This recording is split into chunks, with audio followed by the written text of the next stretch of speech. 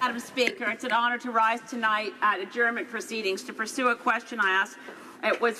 I'm really pleased to bring it up when it's not too much time passed since the question that was raised towards the end of March of this year, when we were seeing prairie grain shipments at almost at a standstill, while the shippers, CN and CP, were unable to bring forward enough rail cars to move the grain.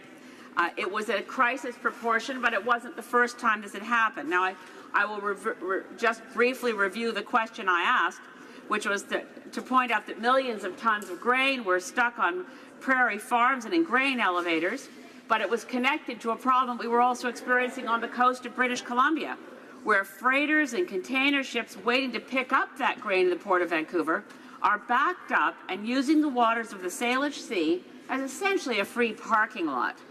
The Port of Vancouver is backed up, and so what you end up having is that as the container ships are waiting to go in and out of the Port of Vancouver, and each one of these container ships can have 3 and 4 different containers within the vessel, they'll go back to collect grain and then go back and sit off of Plumper Sound in the Salish Sea in my riding, waiting to then find whether the grain has been delivered. So the knock-on effects of poor service by CN and CP are, yes, real pain and economic trouble for the prairie grain farmers, an inefficient Port of Vancouver, and a significant cost in quality of life to people living in Saanich Gulf Islands and also in Nanaimo Ladysmith, where these container ships are sitting off of Gabriola. Members will be surprised to know that these legal anchorages for container ships off of the Saanich Gulf Islands and Nanaimo Ladysmith are available legally, but largely in that sense unregulated, and there are no fees paid for sitting in the waters off of Ganges, off of Plumper Sound, on Pender Island. So the residents of those areas have these enormous factory ships, essentially, often with lights on through the night. I've talked to my constituents who've said after they turn off all the lights in their house, they can still read a book in their house because of the lights that are on from the ships that are stuck there waiting. So it's a real cost in quality of life that we don't have an efficient rail service to deliver grain on time. It costs money to the shippers, it costs money to the farmers, it costs money to those buying the grain. There needs to be, I think, a whole-of-government approach, and at least that Transport Canada needs to start figuring out how do we make sure we move goods quickly, effectively, and the Port of Vancouver, perhaps through a computerized system, can tell grain farmers, yes, move the grain now. We used to have a better system, by the way, when we had the Wheat Board. The Wheat Board did a better job in synchronizing shipments so this problem didn't come up. But we had a crisis in 2014. On Vancouver Island, we were 2 days away from livestock operations not being able to get any feed because none of the mills to process the grain into livestock feed, they were out of grain. The farmers had to band together and hire trucks. Again, big cost, poor service. I'd like to ask the Honourable Parliamentary Secretary, I know that C-49, which we've just voted on at this point in the House, it's not through the House yet, it came back from the Senate, that will help. There'll be penalties for the shippers. But this railway was, from 1918 till 1995, a Crown corporation, and it worked much better. I ask the Honourable Parliamentary Secretary, what do we do to get goods moving in this country? Do we need to make it a Crown corporation again? The Honourable Parliamentary Secretary to the Minister of Families, Children and Social Development. Well, thank you very much. Our government understands the challenges that are faced by our farmers every day. We're committed to ensuring that they have access to freight rail systems that effectively move their goods to market. That's why we introduced Bill C-49, the Transportation Modernization Act, which will put in place the right conditions over the long term for a safe, efficient, effective, and transparent freight rail system, which benefits all rail users right across the country. And we're delighted that this bill, which both the member opposite and I voted for today, and this bill will provide robust, long-term solutions for many of the challenges facing our freight rail transportation system and its users. It will provide for enhanced accountability through reciprocal financial penalties between shippers and railways. It will improve transparency through increased reporting from railways, and it will provide captive shippers with a way of accessing an alternate rail carrier through long-haul interswitching. It'll encourage investments in hopper cars through changes to the maximum revenue entitlement process, which will be retained for the benefit of the grain sector. In short, it'll help avoid the kind of situation we're witnessing now. It'll provide the Canadian Transportation Agency with the powers it needs to investigate systemic issues of its own notion. We understand that rail service this year has not lived up to expectations, both for grain and for other commodities. That's why our government continues to work with railways to ensure they are taking the necessary steps to improve service and to move grain and other commodities to market. Railways have provided us with their plans for relieving the backlog, and we will continue to keep a watchful eye on their performance to ensure that these plans have the desired effect.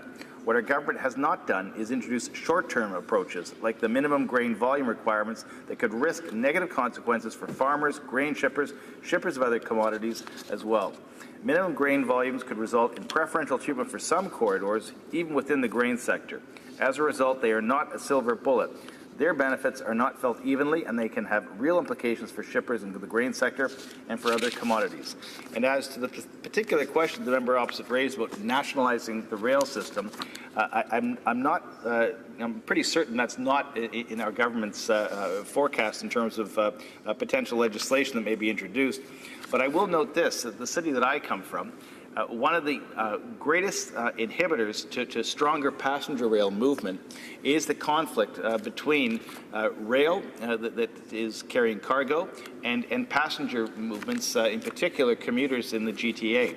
There's a missing segment of the rail lines between Sudbury and Ottawa and down towards the East Coast, which were given away and abandoned by rail companies that, if used properly, could reroute some of that and free up rail capacity for commuters, which would take cars off the road. Switching away from cargo on the rail and getting passengers is one priority, but the other option is to make sure that other commodities which can move by different methods don't plug up the rail system as well. And so realigning, reassessing, and recommitting ourselves to a long-term rail strategy in this country is one of our government's priorities, and you can see that in Budget 2018 with the significant investment we've made in modernizing VIA and getting VIA back into a position where it can start to grow its customer base and move people more effectively and more environmentally clever ways so that we can make our strategic investments in infrastructure also reduce greenhouse gases.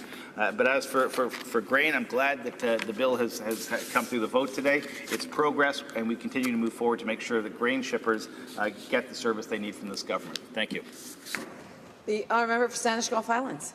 Thank you, Madam Speaker, and thank you to my honourable friend and parliamentary secretary. Look, let me just say how much I agree with his comments on passenger rail. I recently, and it used to be the case that the U.S. had the same conflict. Passenger rail could never arrive anywhere on time because it had to rent the track from freight, and freight controls the traffic lights. But I recently took a train from Seattle to San Francisco. It was a 24-hour trip and it arrived spot on time. They've renegotiated with government leadership. They've gotten freight to yield to passenger rail. So I like the thinking I'm hearing from the parliamentary secretary. I hope we can move on that. But I do want to flag a concern I have. A CP right now has put forward an unacceptable offer. Teamsters are voting right now. May 23rd is what they're calling Judgment Day. I hope, and I'm sure the Minister of Transportation is paying close attention. I don't trust these guys, CN and CP. I'll be very blunt. I do trust our workers. We need more workers and more rail cars so we get goods delivered on time. The honourable parliamentary secretary. Well, thank you. One of the concerns we have in the city that I represent, and part of a riding that used to be part of the area of Toronto that I also represented until redistribution, is the DuPont rail corridor that goes through Midtown Toronto, which will be an excellent service for commuter rail. The challenge is that's the main freight rail as it moves through the most dense part of the city of Toronto. Those who followed the Lake Megantic situation and saw the resources moved by rail through that Quebec town to great disaster will know that only a few hours earlier they came through Midtown Toronto.